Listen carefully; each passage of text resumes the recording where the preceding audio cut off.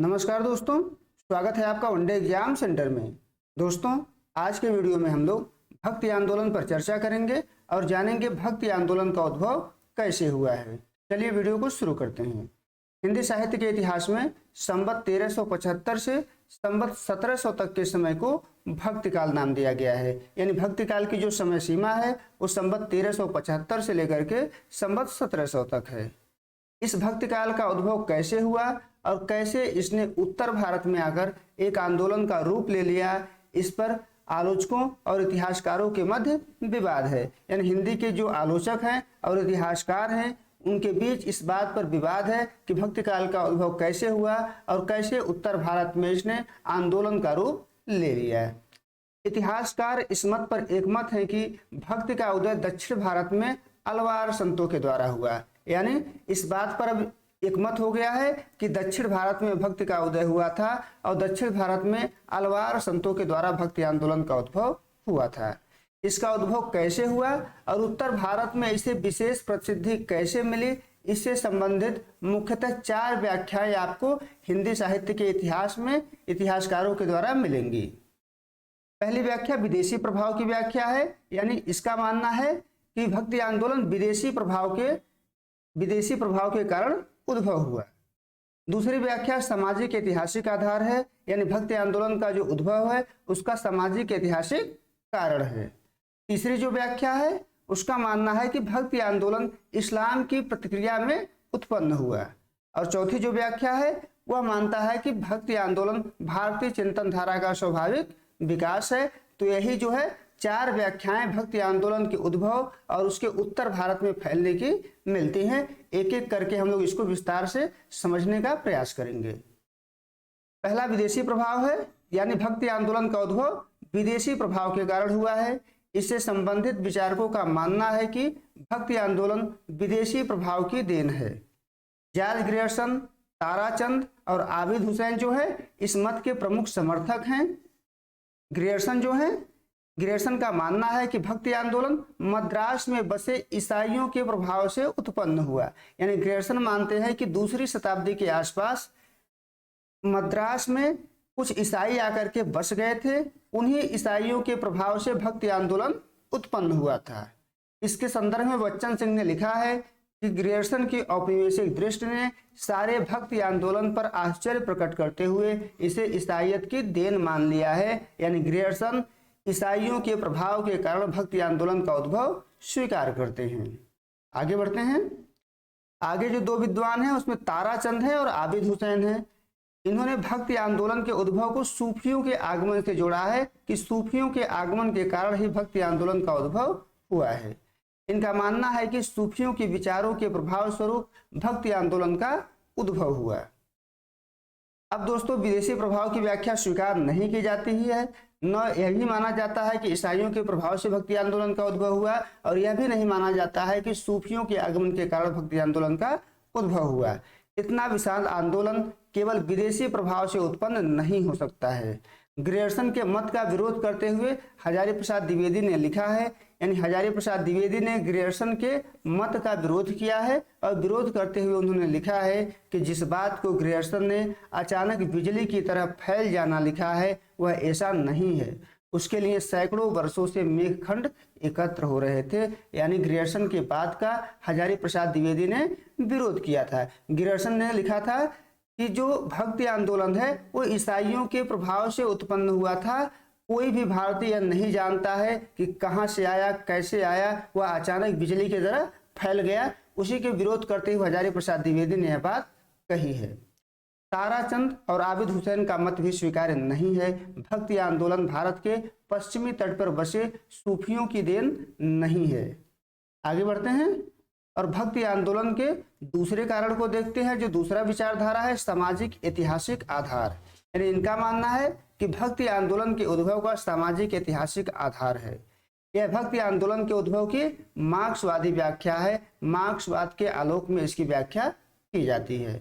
यह विचार इरफान हबीब, रामशरण शर्मा और के दामोदरन आदि के द्वारा दिया गया है। यानी इरफान हबीब, रामशरण शर्मा और के दामोदरन आदि इसके प्रमुख विचारक हैं और मुक्तिबोध के द्वारा भी इस विचार का समर्थन किया जाता है।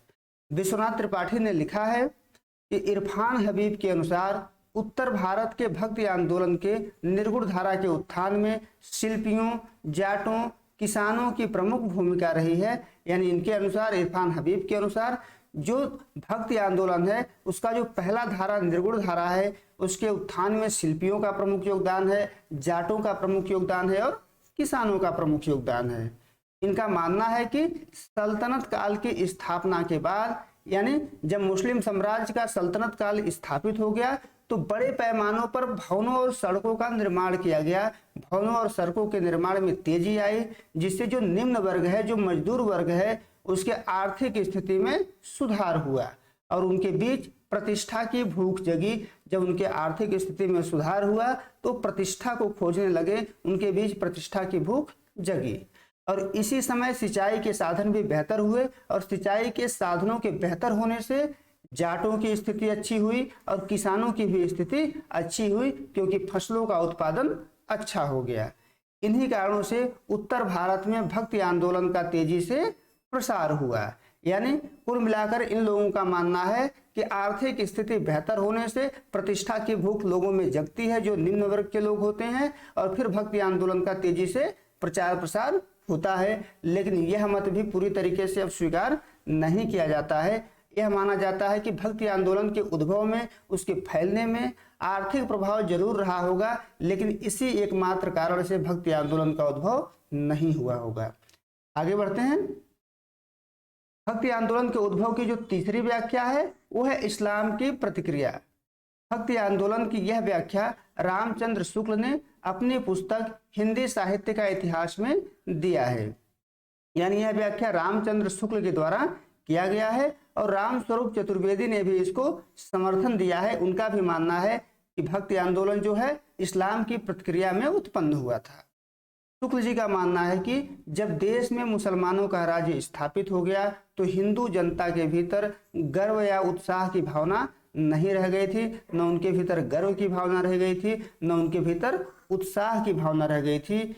यह उदास जन समुदाय ही ईश्वर के शरण में ध्यान लगाया। यानी जब उनका राज्य नहीं बचा, वो पूरी तरीके से निराश हो गए, तो निराश होकर के उन्होंने क्या किया, ईश्वर के शरण में ध्यान लगाया, ईश्वर की भक्ति में लीन हो गए। शुक्ल जी ने लिखा है कि अपने पौरुष से हताश जाति के लिए भगवान की शक्ति और करुणा की ओर ध्यान ले जाने के अतिरिक्त दूसरा मार्ग ही क्या था।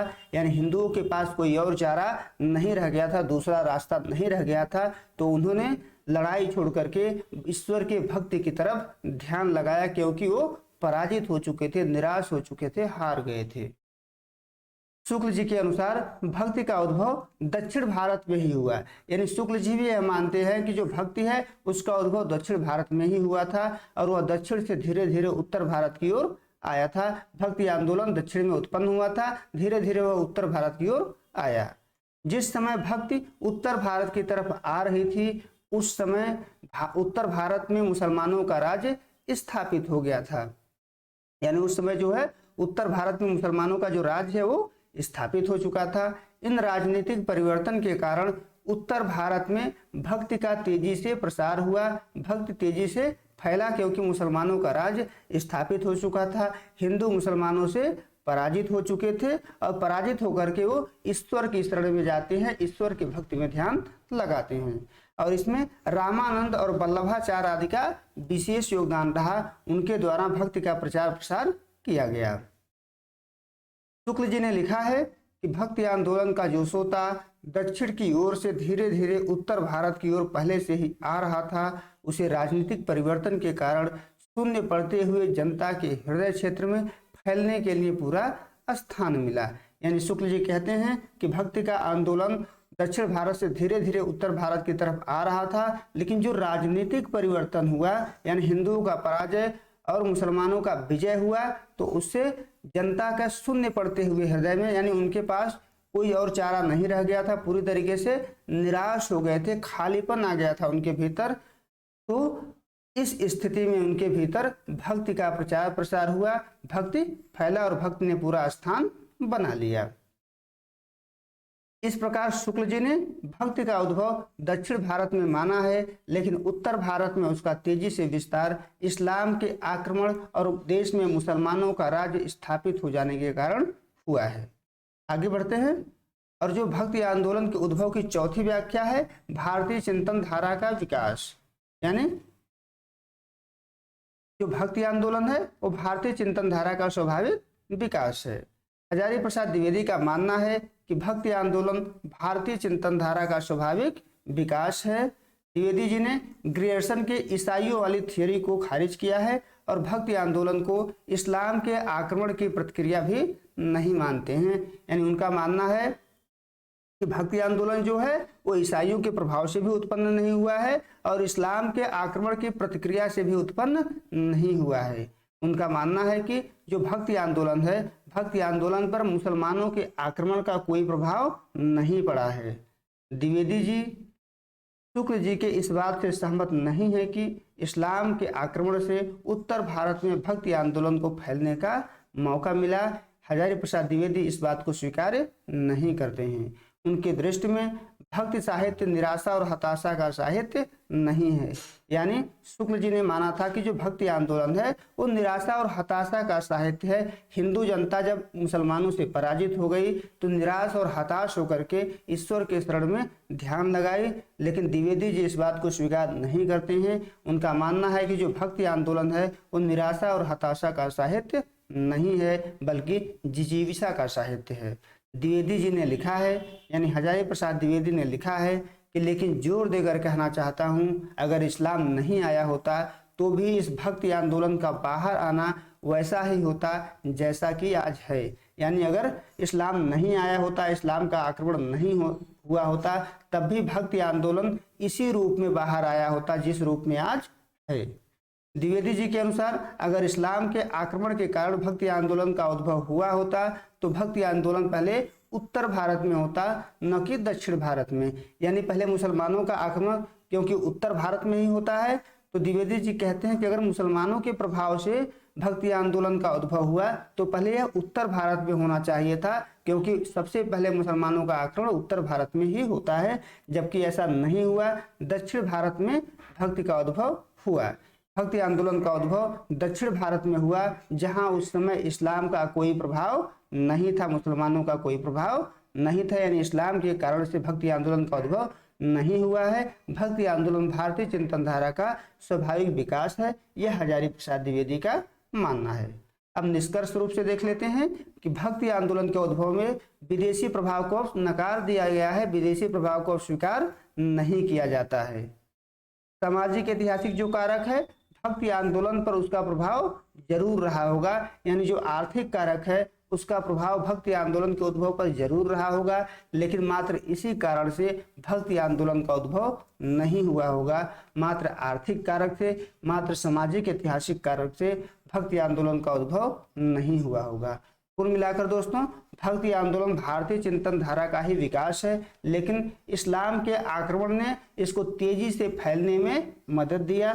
यानी भारतीय चिंतन धारा का विकास है भक्ति आंदोलन, लेकिन उत्तर भारत में जब मुसलमानों का आक्रमण होता है, हिंदू मंदिर तोड़े जाते हैं, हिंदू मंदिरों को नष्ट किया जाता है, तो भक्ति आंदोलन तेजी से फैलती है, तेजी से उसका विकास होता है। उम्मीद है आपको ये वीडियो पसंद आया होगा, आपको समझ में आया होगा कि भक्ति आंदोलन क्या है, भक्ति आंदोलन का उद्भव कैसे हुआ है। अगर आपको ये वीडियो पसंद आई है तो आप हमारे चैनल को सब्सक्राइब करिए, वीडियो को लाइक करिए, शेयर करिए। बहुत बहुत धन्यवाद।